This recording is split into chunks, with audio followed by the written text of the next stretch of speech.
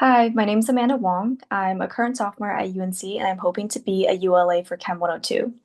In Chem 102, I was able to improve from a 77 on my first midterm to an 89 on my second midterm and finally to a 97 on my third midterm. I didn't see this type of improvement because I somehow magically became good at chemistry overnight, but because I recognized that the real challenge wasn't necessarily how difficult the material itself was, but rather how to approach learning it and studying it effectively. I'm someone who didn't always understand chemistry the first time around, and so I spent a lot of extra time breaking down concepts in a way that made sense to me in my head. I focused on creating a strong conceptual foundation instead of just memorizing steps of certain types of problems, which I think is a skill that's easily translatable to other students and something that I want to emphasize on as a ULA. Because of that, I think one of my strongest qualities is that I'm able to explain concepts in a way that's a lot more intuitive to students who are also struggling with understanding chemistry. I'm really good at recognizing what tends to be most confusing to people and exactly how to phrase things in a way that makes the puzzle pieces click a lot easier, because that's also how my brain works. Because I've gone through the process myself, I believe that I've developed both the skills and perspective of someone who can support other students in finding success in the class just like I did. My goal isn't really for students to get an 100 on every single test, but rather to support and guide them towards improving and seeing an upwards trend in understanding the material. Before we start this problem, we need to conceptually understand what's happening to the water vapor as it's being deposited on the skin. A lot of students might be tempted to solve the problem with just Q equals MCAT because they see that they have all the information that they need. But remember, in this specific problem, the key is that the gas isn't just cooling down. It first goes through a phase change to turn into liquid, and then that liquid cools down to 37 degrees. So let's map out the process on a heating curve. The upward slope will represent when a substance is heated, but it is not changing phase. This is where we use Q equals MCAT, which makes sense because our equation contains a delta T variable and we see that the temperature is changing on our graph because of our upward slope. And a plateau, a substance is changing phase. However, this time temperature remains constant. This is also reflected in the formula Q equals N delta H. Because we don't have a change in temperature, we also don't have a delta T variable. We don't have a change in temperature because our slope is 0. So our substance starts out as water vapor, or in other words, gas. In order for gas to condense into liquid on the skin, it must first go through a phase change. So that's our first step.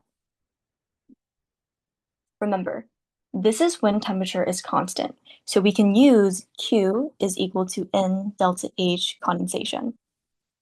We then need to find the moles of water using its molar mass. We have 1 gram of H2O.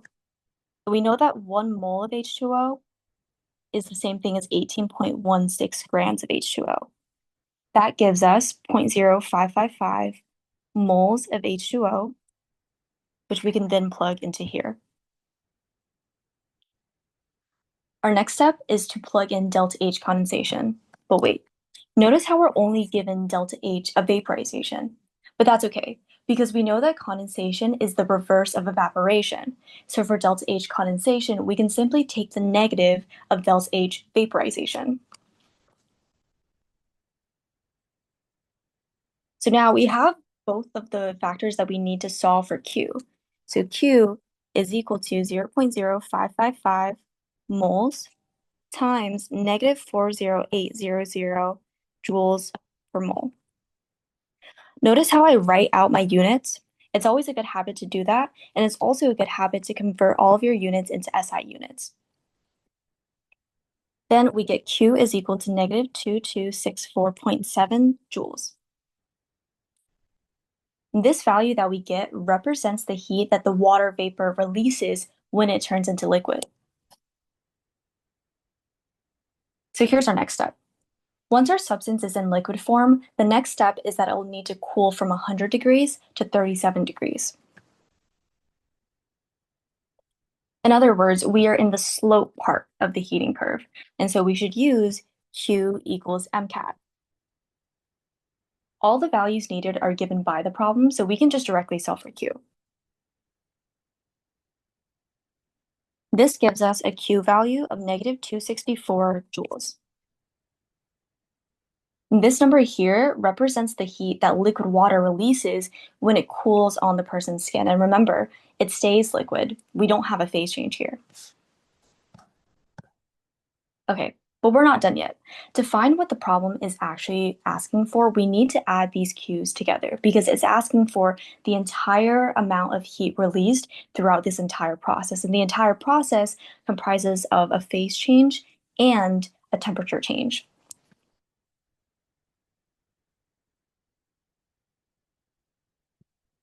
We end up getting Q total is equal to 2,500 joules. So the most important takeaway of the problem is that for problems like these, you can't always treat it as a single step. Instead, you have to identify and calculate all of the many processes that are happening, whether that's a phase change or a temperature change. And each one also corresponds with its appropriate formula.